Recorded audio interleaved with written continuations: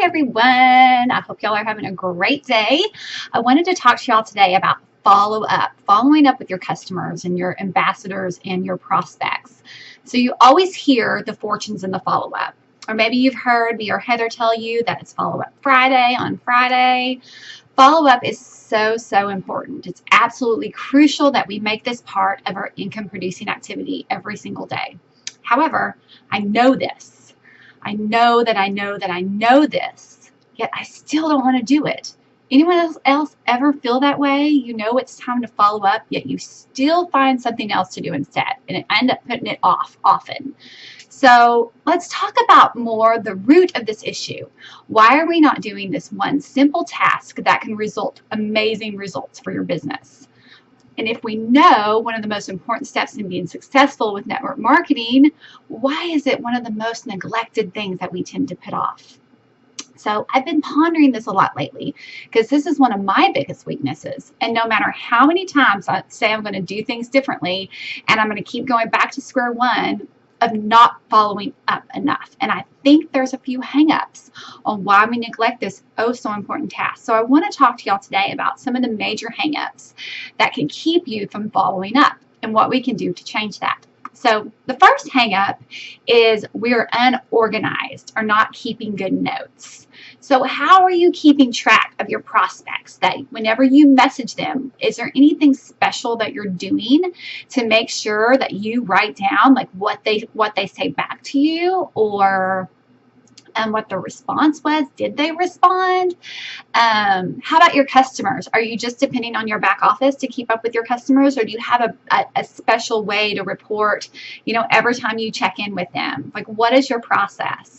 If you don't have a process, we have a problem. So make sure whatever system you choose, whether it be note cards put in a box or an Excel spreadsheet, that you have some way to keep your prospects, your ambassadors, and your customers organized so that you know when you're following up, you know what their last response was, and you know when it's time to follow up again. Maybe set an alarm in your phone to maybe set it on calendars when it's time to reach out to someone else again. Make sure we're not forgetting them. I'll tell you, one of the biggest things I have heard, the biggest feedback I've heard over the years when people have come to me and said that they weren't happy with whoever signed them onto the company, it's never because they messaged them too often. It's always because they didn't get enough help or hear back from that person enough. So make sure we're giving our people all the information that we need and we're checking in with them often. So hang up 2, and this is my big hang up, this one's huge, is we are scared of rejection. So let me ask you, do you place personal worth in someone not being happy with the products? Do you feel to blame, like it's your fault, when someone else tries to blame Plexus on an issue they have? I mean, I've heard some crazy things like, oh, my pinky toe has been hurting really bad and I just started the products and that's the only thing I changed. And so, of course, that makes me think, oh no, did I hurt her pinky toe? And so I take those things very seriously, very personal. And sometimes a lot of times it has nothing to do with Plexus. So I want you to write this down and I want you to remember it forever. Maybe you need to be like me and post it somewhere so I can see it and it's in my face all the time. You are not Plexus. So if someone says no to Plexus, they are not saying no to you. It is not a personal rejection. Some people may not want to take the products. Some people may not like the products. I don't understand it, but it happens. And so we have got to not be afraid of hearing that rejection, because I think that can be a lot of times our biggest reason for not reaching out and following up, because we're terrified of what we're going to hear back. Like, what if they don't like it? If you don't place personal value in that, it's a lot easier to reach out.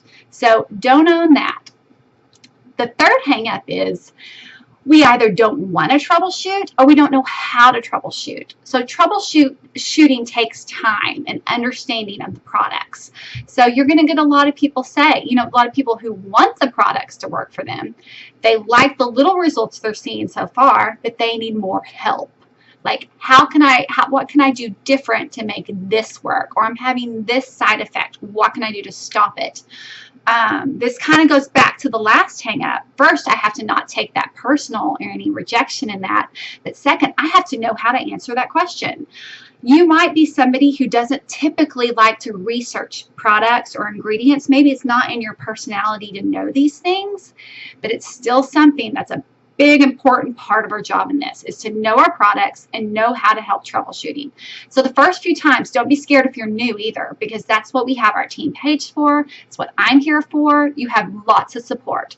So the first few times, troubleshooting can be very hard, and it takes a little trial and error to figure out what works with people. But just be honest with your people and let them know, this is what I tried and it worked for me. It might not work for you. Let me ask a few other friends and see what worked for them, and see if I can get better feedback and other ideas.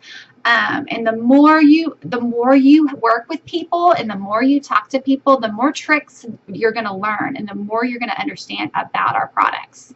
So use your upline support, use your team boards, get your prospects in three-way chats with your upline. This is great. And then the last hang up is we don't want to annoy them.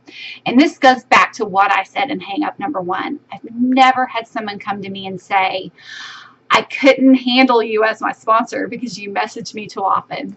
They always tell me I didn't message them enough. And I do. I drop the ball on people a lot, as I'm sure we all have, because following up can be so difficult for some crazy reason. But don't be afraid of annoying your prospects and your customers and your ambassadors. If they reached out to you about these products, they want to know about them. If they bought the products from you, they signed on for your support also. They didn't sign on just for the products. They could have went to, Walgreens and got some vitamins, but they came to you because they trusted you and they wanted your support. So make sure we support them. Same with the ambassadors, most definitely. They signed on because they wanted this business or they wanted these products at wholesale. They're even more sold in. They really need our support. So don't think just because they joined the company, you're done now. No, that's when your job really starts. So do not forget to follow up. Next time you hear Follow Up Friday from me, make sure that you don't think, I've got something else to do today. I'm going to go wash my hair. So it's important. We have to do it, and it's going to be crucial to success in your business. Thanks, guys.